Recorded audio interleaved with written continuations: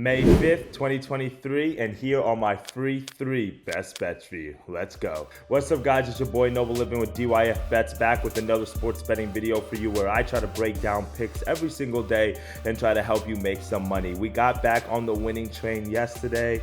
Glad to see we turned it around. We went 2-1 on the day. We didn't sweep the board, but we still had a winning day. We won on the Warriors spread. We won on the Mariners run line, and we did lose on the 2-team parlay. The Jays let us down. The Orioles got it done, but the Jays let us down. So you can see our record right here.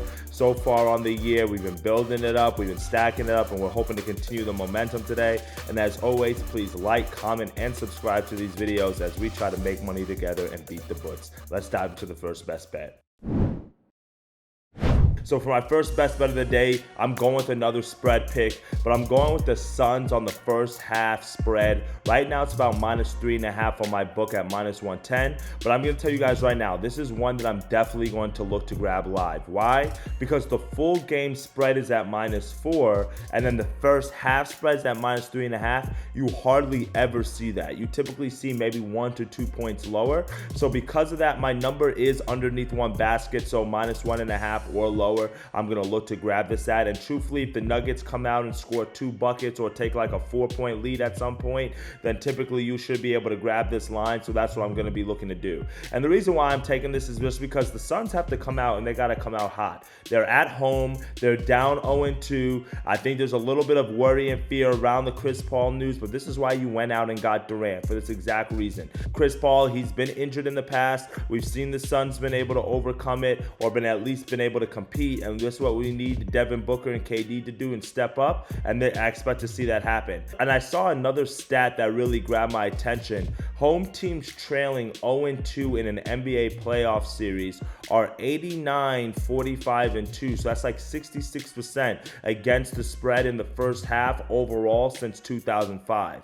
And then if we trace the stat back to 2015, they're a blistering 37, 13, and 1. So that's a 74% run against the spread trend angle that I'm looking at here. And I love those numbers. And like I said, I think that the Suns are going to come out hot. I've been to that arena in Phoenix before. It's one of those arenas where the fans are rocking. And like I mentioned before, we saw back in 2021 the Suns being able to play without Chris Paul. They actually went 2-0 in those Western Conference games against the Clippers. And Devin Booker, we saw with a 40-point triple-double. So we might see something the same again today. I can't take his player prop at over 30.5. I do like it, but you know, KD might be the one who goes off. So as a result, I think the best look here is the first half spread. Like I said, I would typically try to grab it live, but I think they cover that 3.5 as well. The trends, all the numbers say to grab it, so let's go with the Suns in the first half. For my second best bet of the day, we're moving over to the baseball diamond, and I'm going to the Reds on the money line, and I got it at the best value at -104 on FanDuel.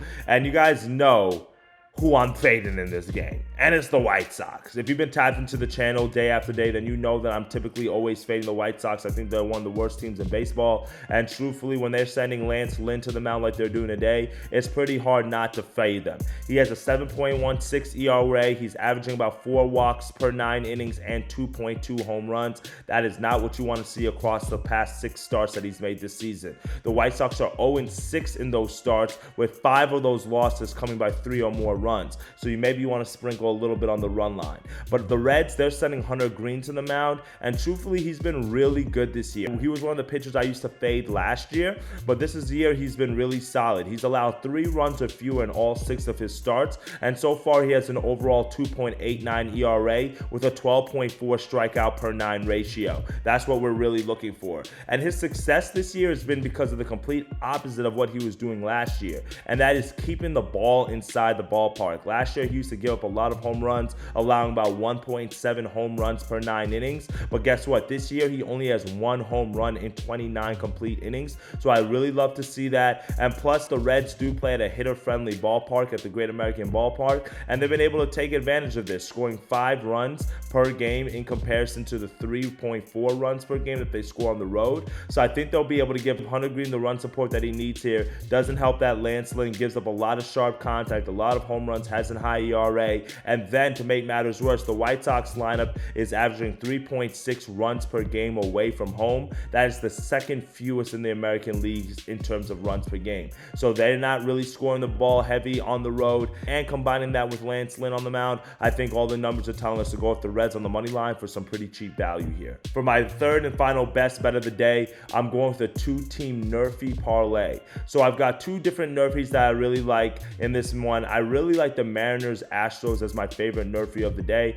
Right now on my book, the odds are a little bit juiced at -150. I don't know if it's a little cheaper on your book, but -150 is a little bit heavy for me to lay on a Nerfy. The reason why I really like the Mariners Astros Nerfy is because Luis Castillo is going to the mound for the Mariners. He's 4 for 6 on Nerfies on the year, and he's been really strong for him. You know that's their ace. He's got a low ERA. He can strike out batters, gets a lot of ground balls. So because of that, I really like Luis Castillo on the mound. And the Astros, they're sending Christian Javier. He's 5 for 6 on Nerfies for the year, and he hasn't given up a run since his very first start of the year. So he's on a 5-game winning streak when it comes down to Nerfies. So both of these pitchers have very strong Nerfy hit rates, and I really like that. And again, like I said, the odds are a little bit juiced. So because of that, what I'm going to do is I'm going to parlay it with the Padres and Dodgers Nerfy.